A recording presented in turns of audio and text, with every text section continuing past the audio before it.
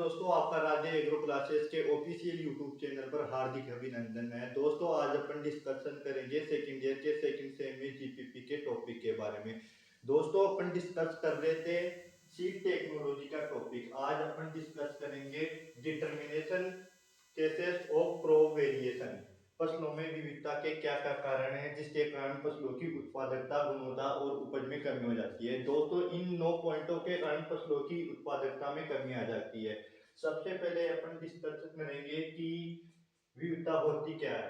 फसलों की किस्मों के गुणों व विशेषताओं का अध्ययन इसमें किया जाता है, जिससे इनकी क्रॉप प्रोडक्शन, क्रॉप इम्प्रूवमेंट, इनके बारे में सुधार किया जा सकता है इसकी सहायता से। दोस्तों, अपन डिस्कशन करेंगे कि डेवलपमेंटल वेरिएशन क्या होता है। दोस्तों, किसी भी क्रॉप वैरायटी को विपरीत परिस्थिति वाले स्थान पर उगाते हैं तो उनके आनुवंशिक पदार्थों में कमी हो जाती है या इनके जीन प्रारूप में परिवर्तन हो जाता है, जिससे उनकी उपज कम हो जाती है और आनुवंशिक शुद्धता कम हो जाती है। इससे बचने के लिए दोस्तों हमको अनुकूल परिस्थिति वाले स्थानों पर फसलों का प्रोडक्शन करना चाहिए। उसके बाद में सेकंड पॉइंट है फिजिकल मिक्सर।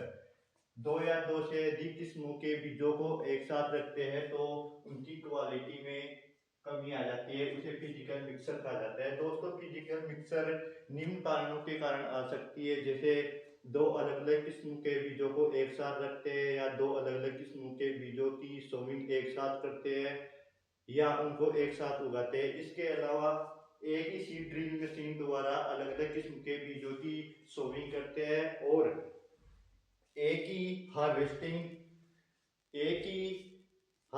मशीन के द्वारा बीजों की कटाई या छटाई करते हैं। इससे भी फिजिकल मिक्सर का खतरा बना रहता है। इसके बाद में दोस्तों म्यूटेशन, तीसरा पॉइंट है म्यूटेशन। म्यूटेशन क्या होता है दोस्तों? वैसे तो फसलों में स्वतः म्यूटेशन होने की संभावना कम होती है, स्वतः म्यूटेशन होने की संभावना कम होती है, लेकिन कभी कभी फसलों में म्यूटेशन हो जाता है, मतलब फसलों के आनुवंशिक पदार्थों में अचानक से चेंज आ जाता है, जिससे उनकी उपज, गुणवत्ता व प्रोडक्शन कम हो जाता है। उसे म्यूटेशन कहा जाता है दोस्तों। उसके बाद में नेचुरल क्रॉसिंग। नेचुरल क्रॉसिंग के कारण भी फसलों की आनुवंशिक शुद्धता में कमी आ जाती है, जिसके कारण उनका प्रोडक्शन कम हो जाता है। इसके बाद में दोस्तों जेनेटिक ड्रिफ्ट। जेनेटिक ड्रिफ्ट क्या होता है दोस्तों? क्रॉप वैरायटी को बहुत बड़े क्षेत्र में इनका प्रोडक्शन किया जाता है, क्रॉप वैरायटी का बहुत बड़े क्षेत्र में प्रोडक्शन किया जाता है, तो इनके बीजों को अगली पीढ़ी के लिए संरक्षित करके रखते हैं, तो इनके जीन प्रारूप में परिवर्तन आ जाता है और इनके आनुवंशिक पदार्थ बदल जाते हैं। इस संपूर्ण प्रक्रिया को जेनेटिक ड्रिफ्ट के नाम से जाना जाता है। उसके बाद में माइनर जेनेटिक वेरिएशन क्या होता है दोस्तों? एक ही वैरायटी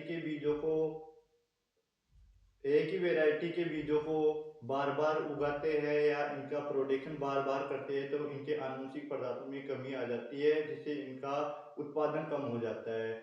इसके बाद में दोस्तों डिजीज के कारण भी फसलों के आनुवंशिक पदार्थों में परिवर्तन आ जाता है और इनका प्रोडक्शन कम हो जाता है। इसके बाद में नेक्स्ट पॉइंट है pre mature release of variety, मतलब फसल की मेच्योरिटी से पहले ही इनको रिलीज कर दिया जाता है, जिससे इनमें डिजीज लगने का अटैक ज्यादा रहता है, जिससे इनका प्रोडक्शन क्वालिटी और यील्ड कम हो जाती है। इसके बाद में break down of male sterility. दोस्तों, break down of male sterility क्या होता है? हाइब्रिड सीड प्रोडक्शन के लिए जब हाइब्रिड सीड प्रोडक्शन किया जाता है तो किसी स्टेज पर मेल स्टेरिलिटी नष्ट हो जाती है, जिसके कारण उनके आनुवंशिक पदार्थों में परिवर्तन आ जाता है। फसलों में आनुवंशिक पदार्थों में परिवर्तन के कारण इनकी उपज, गुणवत्ता और इनका उत्पादन कम हो जाता है। इन 9 कारणों के कारण फसलों में विविधता आ जाती है दोस्तों। तो अपन इसके बाद में नेक्स्ट टॉपिक के बारे में पढ़ेंगे, आनुवंशिक शुद्धता क्या होता है। तो क्रॉप की उत्पादकता, गुणवत्ता और प्रतिरोधक क्षमता को बनाए रखना या उनकी प्रतिरोधक क्षमता को बढ़ाने के लिए जिनका उपयोग होता है उसे आनुवंशिक शुद्धता के नाम से जाना जाता है दोस्तों। उसके बाद में अपन पढ़ेंगे maintain of genetic purity of seed production. Seed production के दौरान जेनेटिक प्योरिटी को कैसे मेंटेन रख सकते हैं दोस्तों। तो जेनेटिक प्योरिटी को मेंटेन रखने के लिए निम्न 4 पॉइंट का हमें ध्यान रखना है। कौन कौन से पॉइंट का ध्यान रखना है दोस्तों। पहला पॉइंट है सीड सोर्स, दूसरा पॉइंट है आइसोलेशन डिस्टेंस, तीसरा पॉइंट है रोगिंग, चौथा पॉइंट है ग्रो आउट टेस्ट। इन चारों पॉइंटों का उपयोग करके जेनेटिक प्योरिटी को अपन मेंटेन रख सकते हैं दोस्तों। पहला पॉइंट के बारे में अपन डिस्कशन करेंगे सीड सोर्स। सीड प्रोडक्शन के दौरान हमें मान्यता प्राप्त संस्था से बीज का उपयोग करना चाहिए और सर्टिफाइड सीड का उपयोग करके ही सीड प्रोडक्शन करना चाहिए, क्योंकि दोस्तों अपन मान्यता प्राप्त संस्था से बीज खरीदेंगे तो उनमें बीज की संपूर्ण इंफॉर्मेशन लिखी होती है। बीज के बारे में जैसे बीज की नमी प्रतिशतता, आनुवंशिक शुद्धता और भौतिक शुद्धता, सभी चीज़ों के बारे में एक लेबल लगा होता है, उस पर बीज की संपूर्ण इंफॉर्मेशन लिखी होती है। उसके बाद में आइसोलेशन डिस्टेंस, आनुवंशिक शुद्धता को बनाए रखने के लिए दो अलग अलग क्रॉप वेराइटी के मध्य एक निश्चित दूरी रखी जाती है, उस डिस्टेंस को आइसोलेशन डिस्टेंस कहा जाता है। सेल्फ पोलिनेशन क्रॉप में आइसोलेशन डिस्टेंस कम होती है, जबकि क्रॉस पोलिनेशन क्रॉप में आइसोलेशन डिस्टेंस अधिक होती है। उसके बाद में रोगिंग। रोगिंग क्या होती है दोस्तों। क्रॉप वेराइटी में या फील्ड में से खरपतवार या अन्य फसलों को हटाने की प्रक्रिया को रोगिंग कहा जाता है। इसके अलावा रोगिंग की दूसरी परिभाषा भी है दोस्तों, मुख्य फसल में से ऑफ टाइप प्लांट को बाहर निकालना रोगिंग कहलाता है। अब दोस्तों ऑफ टाइप प्लांट क्या होता है। मुख्य फसल के बाह्य लक्षणों के अलावा अन्य फसल को खेत से निकालने की जो प्रक्रिया है उसे ऑफ टाइप प्लांट्स मुख्य फसल से असमान होते हैं, उसे बाहर निकालते हैं मुख्य फसल में से। इसके बाद में है ग्रो आउट टेस्ट। दोस्तों ग्रो आउट टेस्ट क्या क्या होता है और यह क्यों किया जाता है। दोस्तों आनुवंशिक सूचना की उपस्थिति का पता लगाने के लिए ग्रो आउट टेस्ट किया जाता है।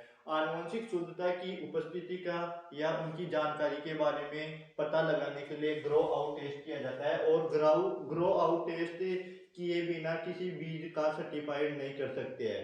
इसके बाद में दोस्तों अपन नेक्स्ट टॉपिक पढ़ेंगे seed production in India. India में सीड प्रोडक्शन कैसे होता है दोस्तों।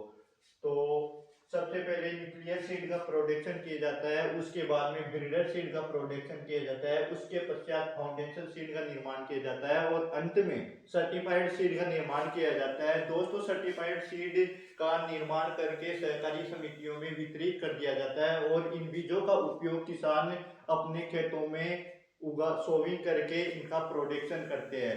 थैंक यू दोस्तों और